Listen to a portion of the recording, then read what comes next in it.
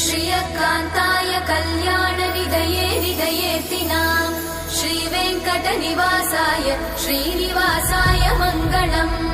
लक्ष्मी सविभ्रमालोकसुभ्रूविभ्रमचक्षुषे चक्षुषे सर्वलोकानां वेङ्कटेशाय मङ्गलम्।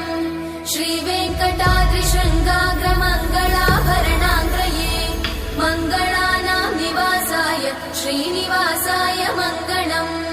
सर्वावयव सौन्दर्य सम्पदा सर्वचेतसां सदा सम्मोहनायास्तु वेङ्कटेशाय मङ्गलम्। नित्याय निरवध्याय सत्यानन्द चिदात्मने सर्वान्तरात्मने श्रीमद् वेङ्कटेशाय मङ्गलम्। स्वतः सर्वविदे सर्वशक्तये सर्वशेषिने सुलभाय सुशीलाय वेङ्कटेशाय मङ्गलम्।